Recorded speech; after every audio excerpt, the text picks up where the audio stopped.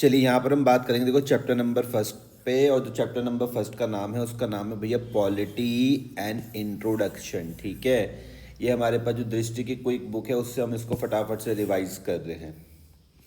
देखना यहाँ पर क्या लिखा हुआ है। यहाँ पर लिखते हैं the polity of India is a unique specimen in the world. ठीक है जी। Our body politic is purely an evolution and the ultimate result of this process is our constitution। ठीक है। However, before understanding the Indian polity, it is necessary that we should be familiar with some basic concepts of polity and its terminology। ठीक है, तो सबसे पहले जो हम बात करेंगे वो हम बात करेंगे कॉन्सेप्ट ऑफ स्टेट की। किसकी बात करेंगे हम? कॉन्सेप्ट ऑफ स्टेट की। तो क्या लिखते हैं? The state is a distinct from a human association. ठीक है, characterised by its purpose of establishing order and security. ठीक है, its method of law creation and enforcement, its definite its its defined territorial boundaries and its sovereignty. ठीक है, तो state का concept क्या बोल रहा है? The state is a distinct form of human association. ठीक है, the state is a distinct form of human association. ठीक है, characterized by its purpose of establishing order and security। ठीक है, its method of law creation and enforcement। ठीक है, its its defined territorial boundaries and its sovereignty। ठीक है जी। आगे, a state is a community। A state is a community formed by people। ठीक है, and exercising permanent power within a specified territory. ठीक है, a state is a community formed by people. ठीक है, and exercising permanent power within a specified territory. ठीक है, आगे बोलते fundamentally the state is a build on the collective agreement of individuals regarding the resolutions of disputes through laws. ठीक है, fundamentally the state is build on the collective agreement of individuals regarding the resolutions of disputes through laws. ठीक है, in countries like the United States, Australia, Nigeria, Mexico, and Brazil, the term state also refers to political units that, while not sovereign, operate under the authority of a larger state or federal union। ठीक है, अब यहाँ पर elements of state, तो दो many elements together form a state. There are four essential element. वो चार कौन कौन से हैं? तो ये याद कर लेना, पॉपुलेशन, ठीक है, टेरिटरी, ठीक है, गवर्नमेंट, ठीक है, ठीक है।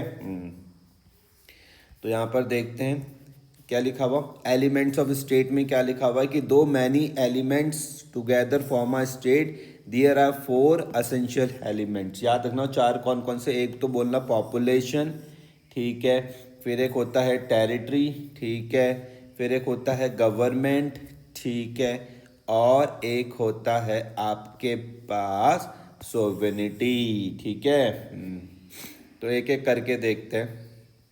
सबसे पहले हम देख रहे हैं population.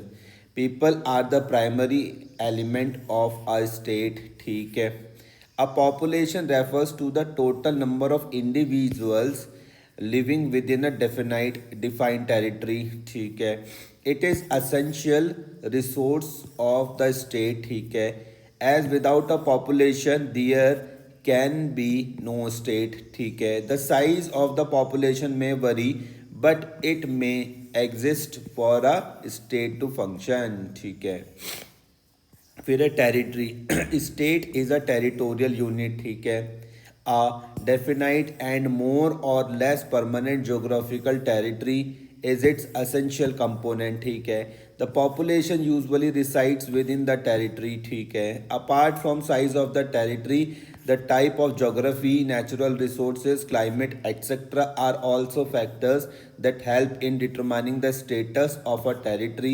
As either strong and powerful और नॉट। तो टेरिटरी में क्या लिखते हैं, state is a territorial unit, ठीक है, a definite and more or less permanent geographical territory is its essential component, ठीक है। The population usually resides within the territory, ठीक है।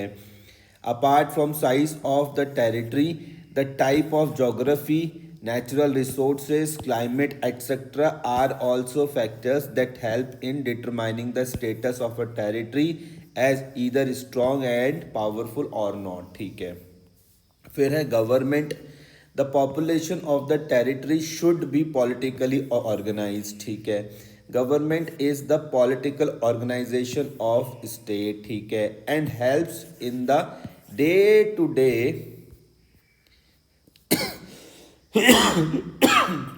Sorry day to day function of the state, ठीक है। Government makes policies that affect the lives of the population of that state, ठीक है। The only difference between the state and government is that the state is an intangible structure while the government is a tangible and practical expression, ठीक है। तो elements याद रखना, कोई भी पूछे तो चार एलिमेंट्स याद रखना स्टेट के, ठीक है। टेरिटरी और यहाँ से याद कर लो, पॉपुलेशन से याद रखना, टेरिटरी याद रखना, गवर्नमेंट याद रखना और सोवेनिटी याद रखना, ठीक है। लास्ट है sovereignty. It is the characteristics of state that distinguish it from all other associations, ठीक है। This means that the state that is it's government should have full power to take any decisions within the limits of its territory, ठीक है, and population, and it should not be forced to take any decision under any external and internal pressure, ठीक है। फिर these four elements of the state are compulsory, ठीक है। if any one of these is absent the concept of state becomes meaningless, ठीक है जी।